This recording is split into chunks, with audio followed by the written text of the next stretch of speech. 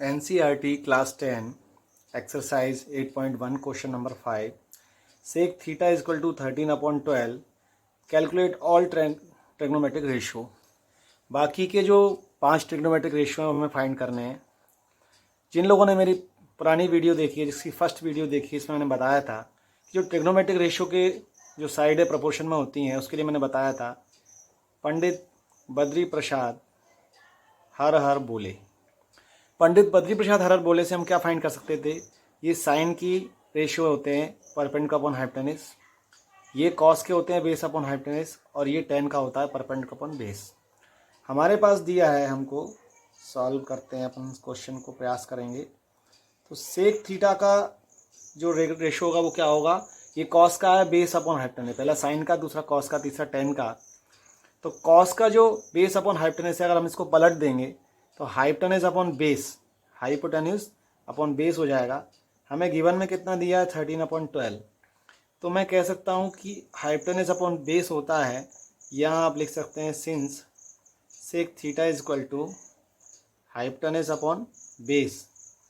तो मेरे पास हाइपोटेनस हो जाएगी 13 और बेस हो जाएगा 12। अब मैं एक ऐसा राइट एंगल ट्रायंगल ड्रॉ करूँगा जिसमें हाइपोटेनस 13 रहेगी और बेस मेरा 12 रहेगा। तो चलिए एक राइट एंगल ड्रॉ करते हैं। तो ये हमने एक राइट एंगल ड्रॉ कर लिया। Late us draw right triangle ABC इन विच, ये राइट एंगल ट्रायंगल है जिसमें सेक थीटा जो हमारा हाइपोटेनस अपॉन बेस होता है, तो ये हमारी हाइपोटेनस है AC, बेस AB, और ये हमारा परपेंडिकुलर हो गया। सो यहाँ से हमें कितना मिलेगा? Therefore AC is equal to 13। अब ये 13 जो है मैं इसको लिखूंगा 13K, और AB इज इक्वल टू कितना है? 12, तो इसको लिखूंगा 12K। अब ये K क्यों लिखा है मैंने, अपन ये भी समझेंगे। यहाँ K क्या है पहले ये समझिए। Where K is a positive number. K क्या है? एक पॉजिटिव नंबर है। लेकिन ये समझने की बात है कि मैंने K लगाया क्यों है। K मैंने इसलिए लगाया है कि मान लीजिए साइड है मेरी 26 अपॉन 24, हाइपोटेनस है मेरी 26 मीटर या सेंटीमीटर, कुछ भी यूनिट मान लीजिए, और बेस है मेरा 24 सेंटीमीटर।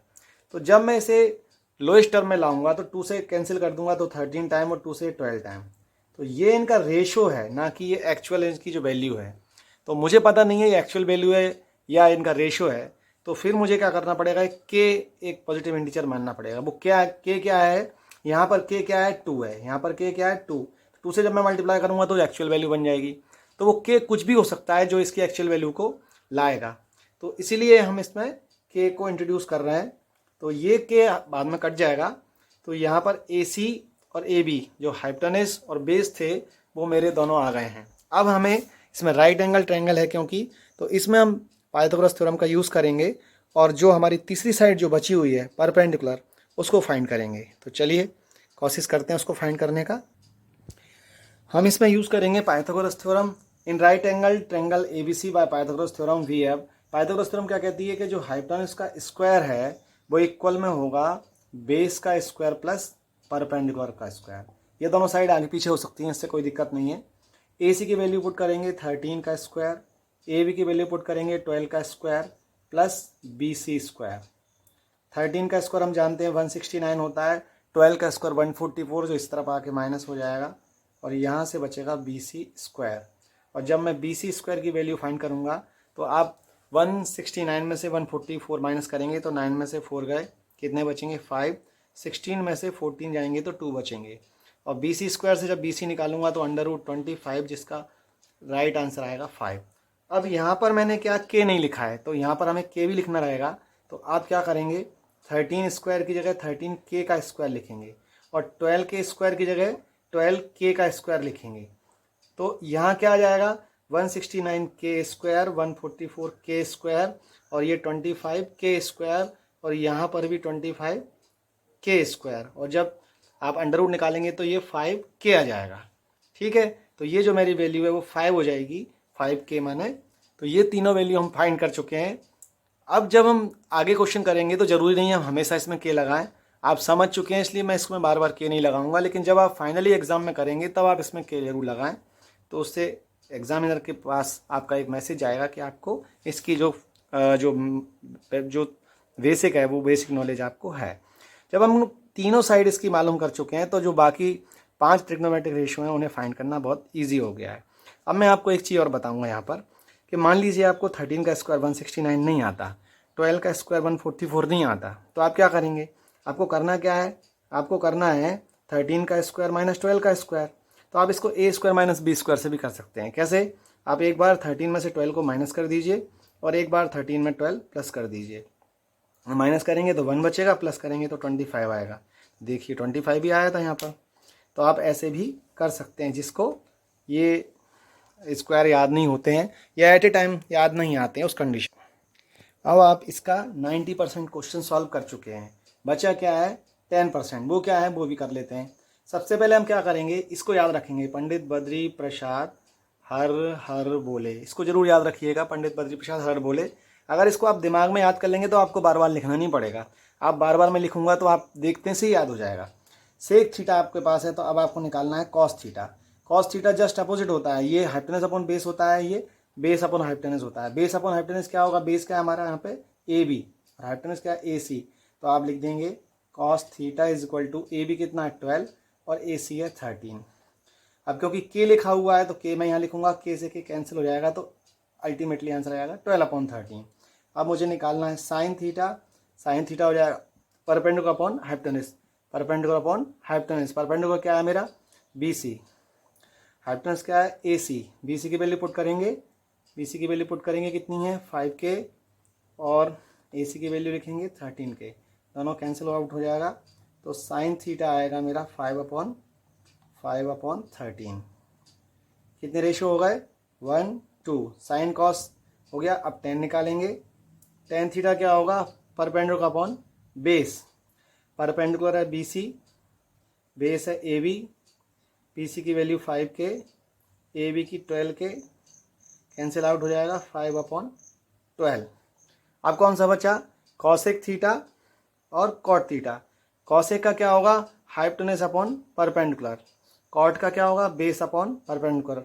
वो दोनों मैं आपको छोड़ देता हूँ, वो आप लोग खुद ट्राई करेंगे और मुझे कमेंट में बताएंगे। नहीं आएगा तो मैं आपकी हेल्प करूँगा। चलिए अगला क्वेश्चन देखते हैं, question number 6। If angle A and angle B are acute angles such that cos A is equal to cos B, then show that angle A is equal to angle B।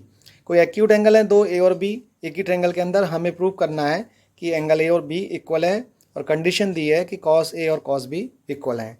इसके लिए हम सबसे पहले एक right angle triangle A B C में क्या है कि हमें cos A और cos B इक्वल दिया है, और हमें प्रूव करना है कि इसके एंगल ए और एंगल बी आपस में बराबर हैं। तो हम सबसे पहले cos A फाइंड करेंगे। तो cos A क्या होगा? तो उसके लिए हमें मालूम होना चाहिए कि cos थीटा क्या होता है? Base upon hypotenuse. तो यहाँ बेस क्या है? अगर मैं cos A ले रहा हूँ तो A के जस्ट सामने क्या होता है? परपेंडिकुलर। तो बेस क्या हो जाएगा? AC। ये हो जाएगा AC और हाइपोटेनस हो जाएगा AB। cos B जब मैं निकालूंगा तो मेरा B के जस्ट अपोजिट परपेंडिकुलर रहेगा और बेस हो जाएगा BC। हाइपोटेनस चेंज नहीं होगा, तो ये हो गया हमारा। अब क्योंकि मुझे गिवन में दिया हुआ है कि cos A is equal to cos B है, तो मैं लिखूँगा AC upon AB is equal to BC upon AB। AB से AB कैंसिल आउट हो जाएगा, तो ये मेरे पास आएगा AC is equal to BC। और एक थ्योरम हमने लास्ट ईयर पढ़ी थी कि अगर वो साइडें बराबर हैं तो उसके अपोजिट एंगल इक्वल होते हैं। AC के जस्ट अपोजिट में एंगल है B, तो यहाँ एंगल B आ जाएगा। BC के जस्ट अपोजिट में, ये जो BC साइड है इसके जस्ट अपोजिट में एंगल है A। यहाँ हम रीज़न लिखेंगे, angle opposite to equal sides, angle opposite to equal side, और यही हमें प्रूव करना था, हैंस प्रूव। तो ये आपकी समझ में आ गया होगा। क्वेश्चन नंबर 7, इसमें दिया है कि cot थीटा इजकल टू 7/8, और हमें फाइंड करना है 1 plus sine theta 1 minus sine theta upon 1 plus cos theta 1 minus cos theta. देखा जाए, और सेकंड पार्ट है cot स्क्वायर थीटा। अगर हम ध्यान से देखें तो ये दोनों क्वेश्चन अलग अलग ना होके एक ही हैं दोनों पार्ट। जो फर्स्ट पार्ट में हम प्रूव करेंगे वही सेकंड पार्ट का आंसर आएगा, लेकिन ये तब हम समझ पाएंगे जब हम अगले एक्सरसाइज करेंगे, तो आपको क्लियर हो जाएगा कि ये दोनों चीज़ें अलग अलग ना होके एक ही है। तो सबसे पहले हम फर्स्ट पार्ट प्रूव करते हैं।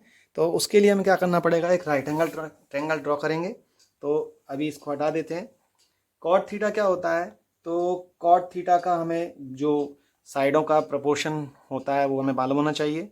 वो क्या होता है, मैंने आपको बताया था, पंडित बद्री प्रसाद हर हर बोले। तो ये बी अपॉन पी यानी बेस अपॉन परपेंडिकुलर, तो आपका हो जाएगा base upon perpendicular is equal to 7/8। और इस बेस और परपेंडिकुलर को यूज़ करके हम एक राइट एंगल ट्रायंगल ड्रॉ कर लेंगे ए बी सी। इसमें बेस हमारा कितना होगा 7, परपेंडिकुलर हो जाएगा 8, और इसमें हाइपोटेनस हमको निकालनी रहेगी। तो हम क्या करेंगे, let us draw a right triangle A B C in which base AB is equal to 7 and perpendicular BC is equal to 8। इसमें हमने K नहीं लगाया है, आप लोग समझ गए हैं कि K कैसे लगाते हैं। बाय पाइथागोरस थ्योरम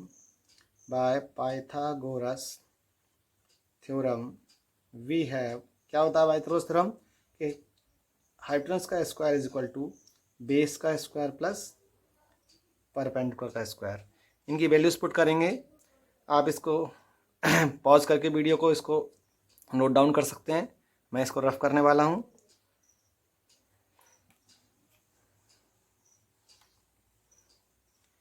तो ए सी की वैल्यू पुट कर हमें निकालना है। यहाँ से ए बी की वैल्यू पुट कर देंगे, 7 का स्क्वायर प्लस 8 का स्क्वायर, 7 का 49, 8 का 64, दोनों को ऐड कर देंगे। 9 और 4 13 की 3 कैरी 1, 6 4 10 1 11, √13 आएगा जब हम ए सी स्क्वायर से ए सी निकालने जाएंगे। तो ये हमारे पास ए सी की वैल्यू भी आ चुकी है, √113। अब हमें जैसे कि फर्स्ट पार्ट निकालना था, इसमें साइन और कॉस चाहिएगा, तो साइन थीटा निकालेंगे। साइन थीटा क्या होता है, परपेंडिकुलर अपॉन हाइपोटेनस। परपेंडिकुलर क्या है बी सी और हाइपोटेनस क्या है ए सी। तो बी सी हो गया आपका 8/√113, और कॉस थीटा क्या है, बेस अपॉन हाइपोटेनस यानी कि A B upon A C. A B है 7 और √113। अगर आप इनको भूल गए हैं तो मैं यहाँ लिख देता हूँ। साइन थीटा क्या होता है, परपेंडिकुलर अपॉन हाइपोटेनस, और कॉस थीटा होता है बेस अपॉन हाइपोटेनस। और याद नहीं आ रहा है तो फिर से वही, पंडित बद्री प्रसाद हर हर बोले। और अगर और फनी करना है तो पाकिस्तान भूखा प्यासा, हिंदुस्तान हरा भरा, ये भी कह सकते हैं। तो P/H ये साइन थीटा का हो गया, B/H ये कॉस थीटा का हो गया, और परपेंडिकुलर अपॉन बेस होता है टेन थीटा का, वो हमें यहाँ चाहिए नहीं। तो ये साइन और कॉस की हमारे पास वैल्यू आ गई हैं। अब हम क्या करेंगे कि हमको जो वैल्यू फाइंड करनी है उसको देख लेते हैं। 1 + sine theta 1 - sine theta upon में है 1 + कॉस थीटा 1 - कॉस थीटा। एक तरीका तो ये है कि आप डायरेक्ट इसमें वैल्यू पुट कर दो, या फिर a + b a - b के फॉर्मूले से भी आप कर सकते हैं। तो मैं आपको पहले सिंपल तरीके से बता रहा हूँ, जिससे आप लोगों को ईजी हो जाए। वैल्यू पुट करेंगे 1 + साइन की क्या थी, परपेंडिकुलर अपॉन हाइपोटेनस यानी कि 8/√113। यहाँ आ जाएगा 1 - 8/√113। ये क्या था 1 + कॉस थीटा, कॉस की बेस अपॉन यानी कि 7/√113, 1 - 7/√113। एलसीएम लेंगे तो 113 एलसीएम आएगा +8, ये 113 हो गया हमारा। और इसमें भी एलसीएम लेके सॉल्व करेंगे, -8/113। नीचे भी एलसीएम लेंगे, 113 + 7/113, ये एलसीएम आ गया। और ये एलसीएम लेंगे तो 113 - 7/113। एलसीएम कैसे लेते हैं सबको आता ही होगा, ये इसके नीचे 1 मान लेंगे। 1 और √13 का ये एलसीएम आ गया 113, और ये 1 प्लस, तो ये 1 है तो 1 यहाँ हो जाएगा 113 + 8। इतना आप वीडियो पॉज करके नोट कर लीजिए। अब आगे हम करते हैं इसको एक सिंपल तरीके से भी मैं बताने वाला हूँ आपको, सेकंड मेथड भी बताऊँगा, आप टेंशन मत लो। तो ये हो जाएगा 113 प्लस 8 अपॉन रूट ऑफ 113। चाहे तो आप इसको यहीं कैंसिल भी कर सकते हैं, ये इससे कैंसिल हो गया, ये इससे कैंसिल हो गया, तो क्या बचा 113 प्लस 8 और 113 माइनस 8। ये हो गया 113 प्लस 7 और 113 माइनस 7। ए प्लस बी ए माइनस बी से क्या हो जाएगा, ए का स्क्वायर रूट ऑफ 113 का स्क्वायर रूट हट जाएगा, माइनस 8 का स्क्वायर 64, इसका भी स्क्वायर होगा तो रूट हट जाएगा, और 7 का स्क्वायर 49। अगर आप लोग भूल गए हैं तो ये फॉर्मूला याद रखिएगा, ए प्लस बी ए माइनस बी होता है ए स्क्वायर माइनस बी स्क्वायर। यहाँ से मेरे पास वैल्यू आएगी 113 में 64 माइनस कर लीजिए, तो 13 में से 4 गए तो 9 बचे। ठीक है, समझ में आ रहा है आपके। यहाँ 113 में 64 सिंपली माइनस कर लीजिए, 13 में से 4 गए 9 बचे, ये 10 में से 6 गए 4, यानी 49 बचेंगे यहाँ पर। और यहाँ कितने बचेंगे, ये आप माइनस कर सकते हैं यहाँ पर 49, यहाँ बचेंगे 13 में से 9 गए 4 बचे, ये 0 हो गया, 10 में से 4 गए 664। तो सिंपली ये आपका आंसर आ गया है 49/64, 49/64। अब इसका मैं आपको एक शॉर्टकट तरीका भी बताता हूँ। हो सकता है कुछ बच्चे इस बड़े मेथड को देख के कंफ्यूज हो गए होंगे, तो अब अपन एक चलिए छोटा मेथड देखते हैं, वो बहुत ईजी है, थोड़ा आपको सिंपल लगेगा। जो हम फार्मूला आगे चल के यूज़ कर रहे थे वो यहीं करेंगे। ए इसको आप मान सकते हैं ए प्लस बी, और ये हो जाएगा ए माइनस बी, तो क्या हो जाएगा ए स्क्वायर माइनस बी स्क्वायर, तो 1 का square minus sine square theta, simply नीचे भी वही लगेगा 1 का square minus cos square theta. 1 का स्क्वायर 1 ही होता है, तो आप स्क्वायर सीधे 1 भी लिख सकते हैं। अब वैल्यू पुट कर देंगे 1 minus sine theta, sine theta का क्या है, परपेंडिकुलर अपॉन हाइपोटेनस, यानी 8 अपॉन रूट ऑफ 113 का स्क्वायर, और यहाँ हो जाएगा 7 अपॉन रूट ऑफ 113 का स्क्वायर। ये थोड़ा ज़्यादा इजी हो गया। 8 का स्क्वायर 64, और इसका स्क्वायर करेंगे तो रूट हट जाएगा। इसी तरह 49 स्क्वायर करेंगे तो रूट हट जाएगा। एलसीएम ले लें, 113 बन जाए 113 माइनस 64, और ये एलसीएम जो आया 113। इसी तरह यहाँ हो जाएगा 113 माइनस 49 अपॉन 113, ये कैंसिल आउट हो जाएंगे। तो अब मेरे पास आएगा, माइनस करेंगे 113 में 64 माइनस करेंगे 49, और 49 माइनस करेंगे तो 64, and this is the right answer. तो मैंने आपको दोनों मेथड बता दिए। अब जो अगला सवाल है वो सेम आंसर आएगा, क्योंकि आगे चल के आप जब आइडेंटिटी करेंगे तब आपको ये समझ में आएगा। चलिए सेकंड पार्ट भी कर लेते हैं, वो है कॉट स्क्वायर थीटा, ये फाइंड करना है। तो कॉट थीटा निकालना पड़ेगा पहले मुझे, तो वही पंडित बद्री प्रसाद हररबोले से ही मैं समझा पाऊंगा आपको, नहीं तो आप भूल जाते हैं। बेस अपॉन परपेंडिकुलर, बेस क्या है ए बी, परपेंडिकुलर क्या है बी सी, ए बी कितनी है 7 और ये है 8। ठीक है, अब मुझे क्या निकालना है, कॉट स्क्वायर थीटा। तो cot square theta is equal to A B upon B C का क्या कर देंगे स्क्वायर, तो 7 का स्क्वायर अपॉन 8 का स्क्वायर 49/64। यही आंसर आ गया हमारा, बहुत ईजी था। चलिए आपकी समझ में आ गया होगा। मिलते हैं नेक्स्ट वीडियो में। वीडियो अच्छा लगा हो तो लाइक शेयर सब्सक्राइब कर सकते हैं।